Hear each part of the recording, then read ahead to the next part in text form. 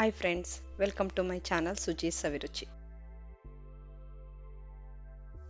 ಪುಳಿಯೋಗರೆ ಪುಡಿ ಮಾಡುವ ವಿಧಾನ.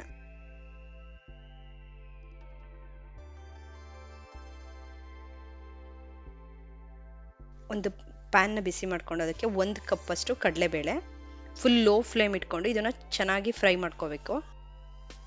ಅಂದ್ರೆ ಇದು ಯಾವುದೇ ಮೆಜರ್ಮೆಂಟ್ ತಗೊಂಡ್ರು 1 ಕಪ್ನ 1 ಕಪ್ ಅಥವಾ 1 ಗ್ಲಾಸ್ ಯಾವ್ದಾದ್ರೂ ಒಂದು ಮೆಜರ್ಮೆಂಟ್ನ ತಗೋಬೇಕು. ಇದನ್ನ ಫುಲ್ ಲೋ ಫ್ಲೇಮ್ ಇಟ್ಕೊಂಡು ಚೆನ್ನಾಗಿ ಫ್ರೈ ಮಾಡ್ಕೋಬೇಕು. ಸೀದೋಗ್ಬಾರ್ದು, ಸೀದೋದ್ರೆ ಅದ್ರ ಟೇಸ್ಟೇ ಬೇರೆ ಆಗ್ಬಿಡುತ್ತೆ.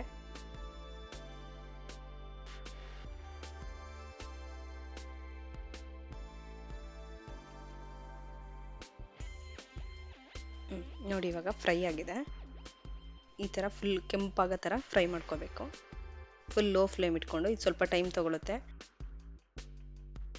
ನೋಡಿ ಇವಾಗ ಎಲ್ಲ ಫ್ರೈ ಆಗಿದೆ. ಇದನ್ನೊಂದು ಪಾತ್ರೆಗೆ ಎತ್ಕೊಳ್ಳೋಣ. ಅದೇ ಕಪ್ಪಲ್ಲಿ 1 ಕಪ್ ಅಷ್ಟು ಉದ್ದಿನ ಬೇಳೆ, ಇದನ್ನು ಕೂಡ ಲೋ ಫ್ಲೇಮಲ್ಲಿ ಚೆನ್ನಾಗಿ ಫ್ರೈ ಮಾಡ್ಕೋಬೇಕು.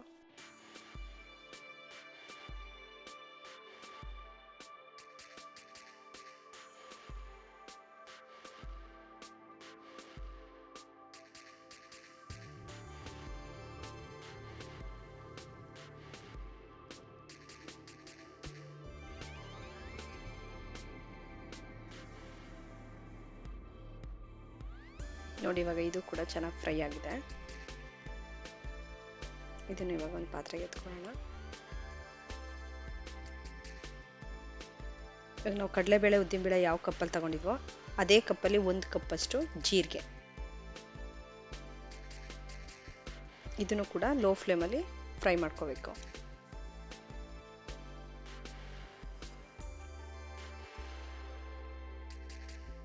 ಈ ಪುಳಿಯೋಗರೆ ಪೌಡರ್ ಮಾಡೋಕ್ಕೆ ಮೆಜರ್ಮೆಂಟೇ ತುಂಬ ಮುಖ್ಯವಾಗಿರೋದು. ನಾವು ಯಾವುದನ್ನು ತಗೋತೀವಿ ಅದೇ ಕಪ್ಪಲ್ಲಿ ಎಲ್ಲದನ್ನು ತಗೋಬೇಕಾಗುತ್ತೆ.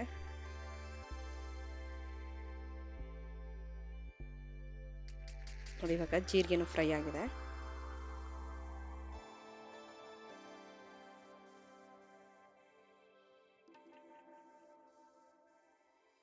ಅದೇ ಕಪ್ಪಲ್ಲಿ 2 ಕಪ್ ಅಷ್ಟು ಧನಿಯಾ ಬೀಜ ಅಂದ್ರೆ ಸಾಂಬಾರ್ ಬೀಜ,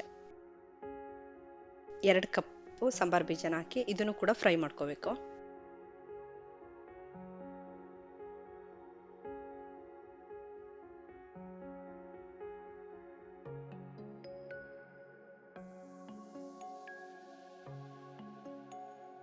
ನೋಡಿ ಈಗ ಇದು ಕೂಡ ಚೆನ್ನಾಗಿ ಫ್ರೈ ಆಗ್ತಾ ಇದೆ. ಈಗ ನಾನು ಮಾಡ್ತಾ ಇರೋ ಈ ಮೆಜರ್ಮೆಂಟ್ ಅಲ್ಲಿ ತಗೊಂಡು ಪುಡಿನ ಮಾಡಿದರೆ ಇದರಲ್ಲಿ 30ರಿಂದ 40 ಜನಕ್ಕಾಗುವಷ್ಟು ಪುಳಿಯೋಗರೆನ ಮಾಡ್ಕೋಬೋದು. ಒಂದ್ಸರಿ ಈ ಪೌಡ್ರನ್ನ ಮಾಡಿಟ್ಕೊಂಡ್ರೆ ಯಾವಾಗ ಬೇಕೋ ಅವಾಗ ಇದ್ರ ಗೊಜ್ಜುನ ಮಾಡ್ಕೋಬೋದು. ನೋಡಿ ಇವಾಗ ಸಾಂಬಾರ್ ಬೀಜನೂ ಫ್ರೈ ಆಗಿದೆ. ಇವಾಗ 1/4 ಕಪ್ ಅಷ್ಟು, ಅದೇ ಕಪ್ಪಲ್ಲಿ 1/4 ಕಪ್ ಅಷ್ಟು ಕಪ್ಪು ಎಳ್ಳು, ಇದು ಸ್ವಲ್ಪ ಬೇಗ ಸೀದೋಗುತ್ತೆ. ಫುಲ್ ಲೋ ಫ್ಲೇಮ್ ಮಾಡಿಕೊಂಡು ಬೇಗ ಫ್ರೈ ಮಾಡ್ಕೋಬೇಕು. ಇದನ್ನ ಕೈ ಬಿಡದೇನೆ ತಿರುಗಿಸ್ತಾ ಇರಬೇಕು.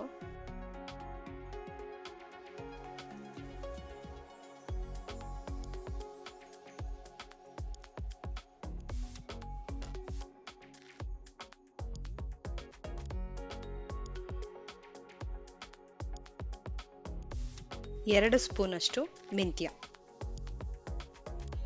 ತಿಂಡಿ ಸ್ಪೂನಲ್ಲಿ 2 ಸ್ಪೂನ್ ಅಷ್ಟು ಮೆಂತ್ಯ, ಇದನ್ನು ಹಾಕಿ ಫ್ರೈ ಮಾಡ್ಕೊಳ್ಳೋಣ.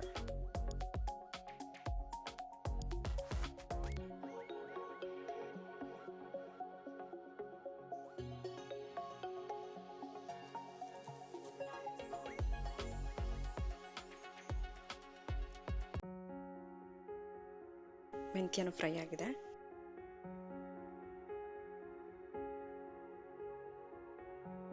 ಅದೇ ಸ್ಪೂನಲ್ಲಿ 2 ಸ್ಪೂನ್ ಅಷ್ಟು ಸಾಸಿವೆ,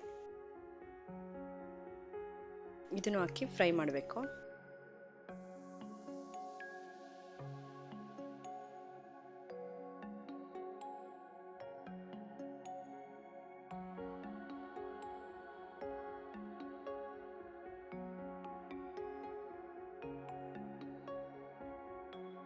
ಒಂದು ಸ್ಪೂನ್ ಅಷ್ಟು ಕಾಳುಮೆಣಸು,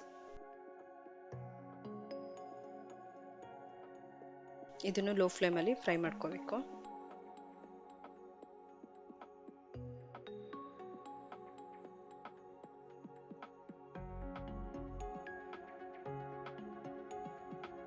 ಈ ಕಾಳು ಮೆಣಸು ಫ್ರೈ ಆಗ್ತಾ ಇದ್ದಾಗ ಒಂದು ಅರ್ಧ ಸ್ಪೂನಷ್ಟು ಇಂಗನ್ನು ಹಾಕೋಣ. ಇದ್ರ ಜೊತೆನೆ ಇಂಗು ಒಂದು 2 ಸೆಕೆಂಡ್ ಬಿಸಿ ಆದರೆ ಸಾಕಾಗುತ್ತೆ. ನೋಡಿ ಇವಾಗ ಆಗಿದೆ.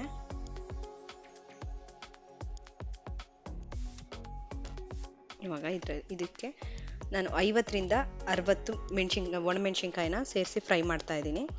ಇದು ಒಣಮೆಣಸಿನ್ಕಾಯಿ ಎಷ್ಟು ಖಾರ ಆಗುತ್ತೆ ಅದನ್ನು ನೋಡಿಕೊಂಡು ಇದರಲ್ಲಿ ಜಾಸ್ತಿನೂ ಹಾಕ್ಬೋದು, ಅಥವಾ ಒಂದೊಂದು ಮೆಣಸಿನ್ಕಾಯಿ ತುಂಬ ಖಾರ ಆಗುತ್ತಲ್ವ, ಆವಾಗ ಸ್ವಲ್ಪ ಕಮ್ಮಿ ಮೆಣಸಿನ್ಕಾಯಿನೂ ಬಳಸ್ಕೋಬೋದು. ಅಂದರೆ ಇದು ನಿಮ್ಮ ಖಾರ ಎಷ್ಟು ತಿಂತೀರಾ ಅದಕ್ಕೆ ಅನುಗುಣವಾಗಿ ಈ ಮೆಣಸಿನ್ಕಾಯಿನ ಹಾಕ್ಕೋಬೇಕಾಗುತ್ತೆ. ಈಗ ನಾನು ಈ ಮೆಷರ್ಮೆಂಟಿಗೆ 50ರಿಂದ 60ರಷ್ಟು ಮೆಣಸಿನ್ಕಾಯಿನ ಹಾಕಿದ್ದೀನಿ.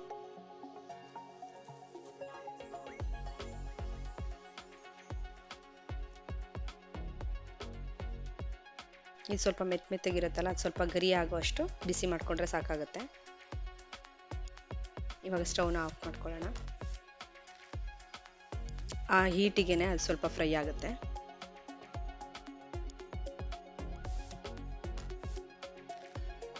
ನೋಡಿ ಫ್ರೈ ಆಗಿದೆ. ಎಲ್ಲದನ್ನು ನಾನೊಂದು ತಟ್ಟೆಗೆ ಹಾಕಿಟ್ಟಿದ್ದೀನಿ. ಇದು ಸ್ವಲ್ಪ ತಣ್ಣಗಾದ್ಮೇಲೆ ಇದನ್ನ ಪೌಡ್ರ್ ಮಾಡ್ಕೋಬೇಕಾಗುತ್ತೆ. ನೋಡಿ ಇವಾಗ ತಣ್ಣಗಾಗಿದೆ. ನಾನು ಮಿಕ್ಸಿಗೆ ಹಾಕಿ ಪೌಡ್ರ್ ಮಾಡ್ತಾ ಇದ್ದೀನಿ.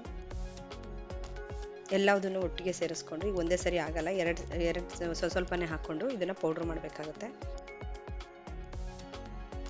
2 ಸರಿ ನಾನು ಪೌಡ್ರ್ ಮಾಡಿಕೊಂಡು ಹಾಕ್ತಾ ಇದ್ದೀನಿ. ಇವಾಗ ಒಟ್ಟಿಗೆ ಮಿಕ್ಸ್ ಮಾಡೋಣ ಇದನ್ನು.